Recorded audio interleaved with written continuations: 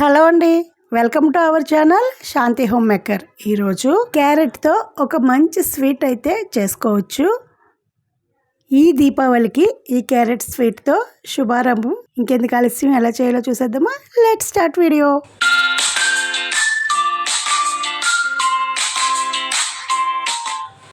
ఒక 3 పెద్ద size carrots తీసుకొని నీట్గా కడిగేసుకొని సన్నగా ఇలా తురుముకోవాలి. ఇలా తురుముకున్న తర్వాత స్టవ్ ఆన్ చేసుకొని బాణీలు పెట్టి నెయ్యి వేసుకొని ముందుగా జీడిపప్పు కిస్మిస్ వేయించి పక్కకు తీసేసుకున్నాను.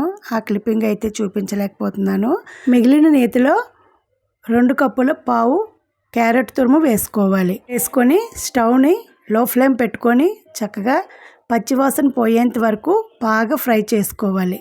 ఇందులో ఉన్న నీరంతా ఇంకిపోయి క్యారెట్ మొత్తం డ్రై అయ్యే వరకు గరిటెతో తిప్పుతూ ఫ్రై చేసుకోవాలి.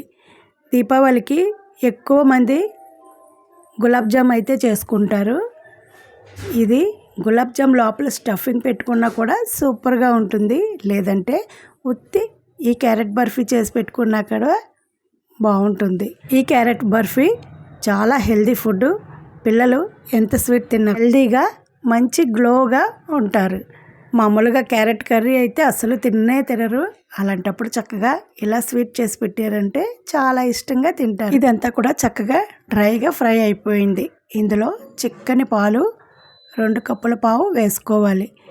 క్యారెట్ తురుము 2 కప్పుల పావు కాబట్టి పాలు కూడా 2 కప్పుల పావు వేసుకొని ఈ పాలలో ఈ క్యారెట్ని హై ఫ్లేమ్లోనే బాగా ఉడికించుకోవాలి. క్యారెట్లో ఎన్ని పోషక విలువలు ఉన్నాయో అందరికీ తెలుసు. కాబట్టి ఇలాంటి స్వీట్ తినడం వల్ల చాలా ఆరోగ్యంగా ఉంటాం. ఈ మధ్యకాలంలో పిల్లలైతే డైటింగ్ అని, పెద్దవాళ్ళు అయితే షుగర్ అని స్వీట్స్ తినడం మానేశారు. అప్పుడప్పుడు ఇలా ముఖ్యంగా దీపావళికి స్వీట్ తినడం వల్ల వచ్చే నష్టం ఏమీ ఉండదు, తినవచ్చు. ఇలా మొత్తం దగ్గరగా అయిన తర్వాత ఇందులో 1 కప్ పంచదార వేసుకోవాలి. పంచదార వేసుకొని ఒకసారి గరిటెతో మొత్తం కలిసేలాగా కలుపుకోవాలి. స్టవ్ని హై ఫ్లేమ్లోనే ఉంచి ఈ పంచదార మొత్తం కరిగి చక్కగా పాకం వచ్చేలాగా గరిటెతో తిప్పుకుంటూ ఉండాలి. ఇలా మొత్తం తిప్పుకొని ఈ స్వీట్ దగ్గర పడేలాగా చూసుకోవాలి. ఈ స్వీట్ చేయడం చాలా ఈజీ. ఒక్క అరగంట ఈ స్వీట్కి కేటాయించారంటే హెల్దీగా టేస్టీ క్యారెట్ బర్ఫీ రెడీ అవుతుంది.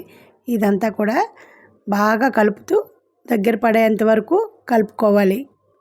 2 కప్పుల పావు క్యారెట్ తురుముకి 1 కప్పు పంచదార అయితే కరెక్ట్గా స్వీట్ సరిపోతుంది. ఈ స్వీట్ రెడీ అయింది. ఇప్పుడు ఇందులో ముందుగా వేయించుకున్న కిస్మిస్, జీడిపప్పు వేసి ఒకసారి బాగా కలుపుకోవాలి. ఇందులోనే పచ్చిపప్పు కూడా వేయించుకొని వేసుకుంటే ఇంకా బాగుంటుంది. ఇలా అయినా కూడా బాగుంటుంది. ఇదంతా ఒకసారి కలుపుకొని నెయ్యి ఇలా అంచులకి వచ్చేంత వరకు కలుపుకుంటే ఈ స్వీట్ రెడీ. ఇప్పుడు స్టవ్ ఆఫ్ చేసుకొని చల్లారిన తర్వాత సర్వింగ్ బౌల్లోకి తీసుకోవడమే. ఈ క్యారెట్ బర్ఫీ అయితే చాలా బాగుంది. మీకు నచ్చిందా? నచ్చితే ట్రై చేయండి. ట్రై చేసి ఎలా వచ్చిందో కామెంట్ సెక్షన్లో తెలియచేయడం అస్సలు మర్చిపోవద్దు. ఈ దీపావళికి మీ ఇంట్లో ఎలాంటి కలర్ వాడకుండానే మంచి కలర్తో ఈ స్వీట్ తయారు చేసుకుంటారని ఆశిస్తున్నాను. ఈ వీడియోని ఎక్కడ స్కిప్ చేయకుండా చూసినందుకు చాలా thanks. Thank you for watching. Keep smiling. Bye.